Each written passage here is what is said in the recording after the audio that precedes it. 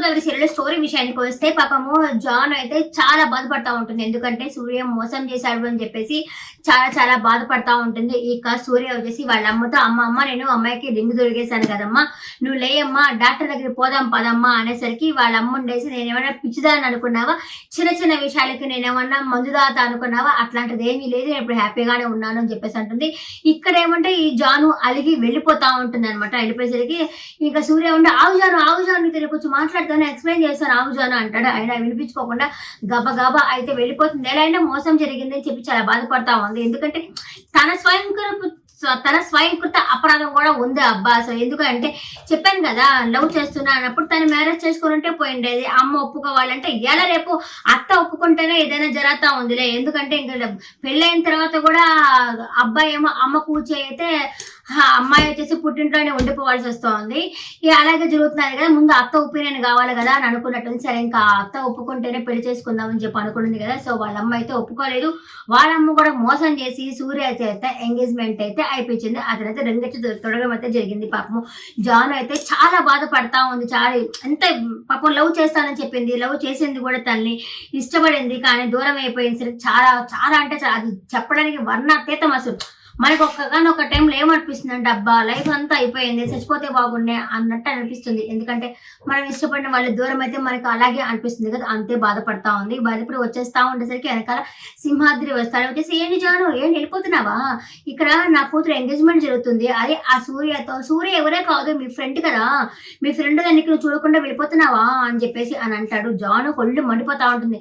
వింటుంది శాంతంగా వింటుంది. ఏం మాట్లాడతారో మాట్లాడుకో అని చెప్పేసి వింటుంది. అన్నయ్యాక అయిపోయిందా అంటే ఓ నువ్వేం బాధపడడం లేదా, స్ట్రాంగ్ గానే ఉన్నావా అంటాడు సింహాద్రి. అయిపోయిందా, వెనుకొటికి ఒకడు నీలాగా డబ్బు ఉంది అది ఉంది ఇది అని చెప్పి బిర్ర వేగుతా ఉన్నాడు. ఏమైందో తెలుసా, ఒకసారి తుఫాన్ వచ్చి కొట్టుకుపోయింది, అందరూ కొండ మీదకి పరిగెత్తారు అని చెప్పి అని చెప్తుంది అనమాట. దీన్ని బట్టి ఏం తెలుసుకోవాలంటే ఏది శాశ్వతం కాదు జీవితంలో అని తెలుసుకోవాలని చెప్పేసి జాను అయితే సింహాద్రి చెప్తుంది.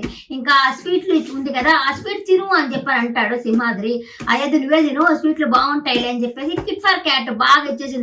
బాధపడతా ఏడస్తా కూర్చోకుండా కుక్క కట్టకు చెప్పుదా అబ్బా అన్న రీతిలో సింహాద్రికి లెఫ్ట్ అండ్ రైట్ ఇచ్చి పడేసింది అనమాట. ఇక జాన్ వచ్చేసి ఇక మురళి అండ్ వాళ్ళ వైఫ్ ఉంది కదా అలకనంద ఆనంద్ అయితే హోటల్కి అయితే వస్తారు.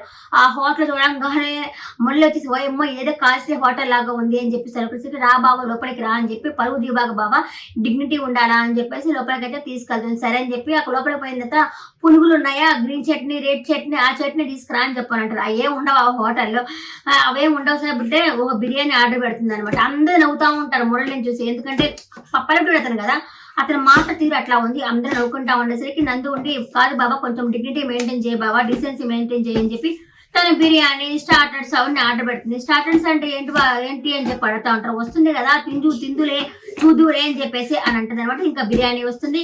ఆ బిర్యానీ తీసి బాగా కామెడీగా చేశాడు అసలు మురళి వచ్చేసి. ఇంకా తింటారనమాట. అలాగే ఫింగర్ బౌల్ ఇస్తే నిమ్మకాయ జ్యూస్ అనుకొని తాగడము అంత బాగుంది. తన యాక్టింగ్ బాగుంది, కామెడీ పరంగా బాగుంది. ఒక పల్లెటూరు వాళ్ళు ఒక హోటల్ పోతే ఏమీ తెలియని వాళ్ళు హోటల్ పోతే ఎలా ఉంటుందో అలాగే బిహేవ్ చేశాడు, బాగుంది అనమాట. ఇంకా జానీ కూర్చొని చాలా బాధపడతా ఉంటుంది. బాధ పైకి చూపించట్లేదు కానీ మనసులో మాత్రం జానీకి చాలా బాధ ఉంది. ఇక లాస్ట్ అమ్మాయి కీర్తన ఉంది కదా, కీర్తన స్కూల్లో కళ్ళు తిరిగి పడిపోతుంది పాపం. ఆ అమ్మాయికి హార్ట్ లో హోల్ ఉంది. ఇంకా మనం రేపటి ఎపిసోడ్ లో చూడొచ్చు, డాక్టర్లు చెప్తా ఉంటారు అమ్మాయికి హోల్ ఉంది, 25 లక్షల దాకా ఖర్చు అవుతుంది అని అయితే చెప్తా ఉన్నారు అనమాట. సరే చూద్దాం ఆ డబ్బుకి ఏం చేస్తుందో ఏంటో, ఎవరైనా హెల్ప్ చేస్తారో అనేది మనం ముందు ఎపిసోడ్ లో చూడాలి. ఈ రోజు ఎపిసోడ్ పట్ల మీ అభిప్రాయాన్ని కమెంట్ సెక్షన్ లో కమెంట్ చేయండి. స్పీడ్ గా చెప్తున్నారంటే చెప్పండి, స్లోగా చెప్పండి ట్రై చేస్తాను. ఇది ఓకే అంటే ఇది ఓకే, ఇదే లేక కంటిన్యూ చేస్తాను. మీ అభిప్రాయాన్ని కమెంట్ సెక్షన్ లో కమెంట్ చేయండి.